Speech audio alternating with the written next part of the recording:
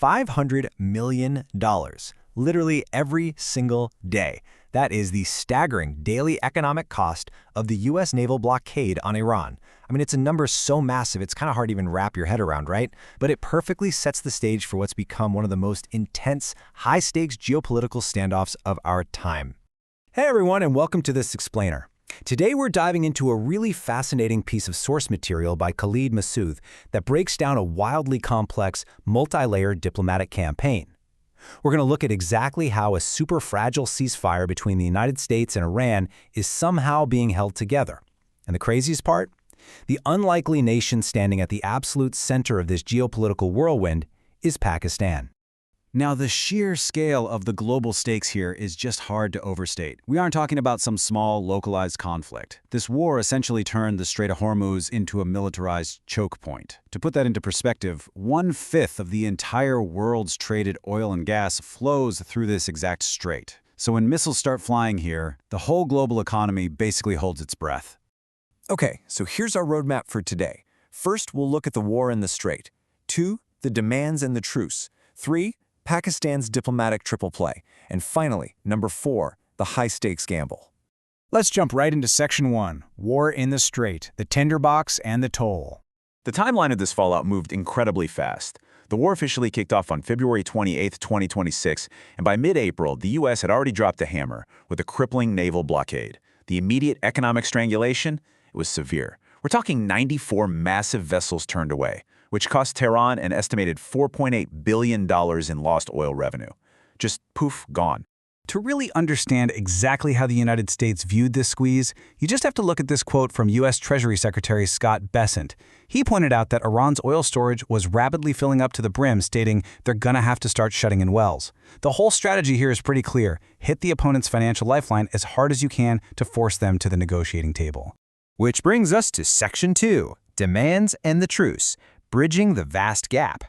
Bridging this gap means reconciling two entirely opposing worldviews. It's tough. Washington is demanding that the strait be reopened immediately and that Iran hands over its entire stockpile of highly enriched uranium. But meanwhile, Tehran is demanding that economic sanctions be totally lifted, their frozen assets released, and crucially, an end to Israel's military operations in Lebanon against Hezbollah. Finding any common ground here is a monumental task. And of course, the public rhetoric only fueled the fire. Here is U.S. President Donald Trump warning Iran directly, saying, if they don't agree, the bombing starts. And it will be, sadly, at a much higher level and intensity than it was before. I mean, this is top-tier extreme military pressure being broadcast on the global stage. But then, immediately juxtapose that with Iran's firm counterstance. Iranian Foreign Minister Abbas Araghchi fired right back, stating, events in the Strait make it clear that there is no military solution to a political crisis. Project Freedom is Project Deadlock. So the big takeaway here is this. Both sides are totally dug in. The truce is basically on life support, with both sides trading blows in the shadows even as they sit down to talk. Then, a seismic shift happens. Out of nowhere on May 29, the U.S. announces the end of its naval blockade. This is massive, you guys. It's a huge concession to Tehran, finally lifting that economic noose we talked about earlier. Now, why do this? Simply because it might literally be the exact price required just to keep the diplomatic channels alive. All right, let's look at how that happened in Section 3. Pakistan's diplomatic triple play, the core narrative. To actually make this truce happen, Pakistan executed what was basically a perfectly choreographed diplomatic offensive over the span of just 10 days.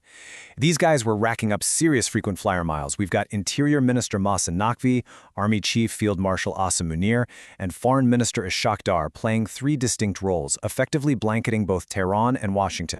This was a meticulously planned campaign by Islamabad, piecing together a massive global puzzle. Look at this timeline. Naqvi flies to Tehran, opens the political channel, and returns just 3 days later. Almost immediately after that, Army Chief Munir lands in Tehran to lock in the military understandings. And right as that wraps up, Foreign Minister Dar touches down in Washington to secure the diplomatic endorsement.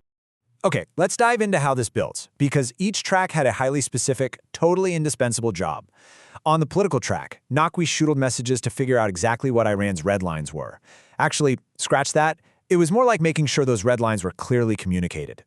That paved the way for the military track, where Munir assured Washington of Tehran's commitment while guaranteeing Iran's military interests were understood. Finally, on the diplomatic track, Dar met with U.S. Secretary of State Marco Rubio to get American buy-in for the entire framework. By splitting the effort across these three pillars, political, military, and diplomatic, Pakistan made sure that no single misunderstanding could derail the whole shebang. And Pakistan's ambition here? It is definitely not small. They aren't just trying to slap a Band-Aid on this crisis. As Ishaq Dar very clearly stated, our objective is not ceasefire extension, but the permanent termination of war. They genuinely want to turn this super fragile 60-day pause into a permanent, lasting peace pact. Moving on to our final part, Section 4, the high-stakes gamble, motives and vulnerabilities. Now, you might be wondering, why is Pakistan risking its own diplomatic credibility on something that could literally collapse with a single drone strike? Well, the answers are existential for them. A successfully brokered peace unlocks massive leverage for Pakistan with wealthy Gulf donors like Saudi Arabia, the UAE, and Qatar. Islamabad desperately needs this for debt relief, IMF financing, and to overcome a pretty crippling domestic energy crisis. And beyond the money, it completely rebrands Pakistan from a regional pariah to an absolutely indispensable global mediator. But the reality they are navigating right now is incredibly precarious. Lifting that U.S. naval blockade? It's a total double-edged sword. Yes, for sure, it's a massive victory for Iran that essentially saves its economy. But in doing so, Washington has just given up its absolute best source of leverage. Without the blockade squeezing Tehran financially, the U.S. honestly has far less to offer in exchange for Iran giving up its highly enriched uranium. Which leaves us right here. A structure for peace finally exists, but man, it hangs by a thread. President Trump could reject the terms, Tehran could balk at the last minute, or a single strike in the shadows could just collapse the whole thing. Pakistan has basically bet the house on making this work. So what you should take away from this explainer is just how deeply interconnected, and frankly, how fragile our global diplomatic system really is. I'll leave you with this to think about. Will this fragile pause, engineered through this incredible diplomatic triple play, actually hold? Or is this simply the calm before the storm? Thank you so much for watching, and keep asking the right questions.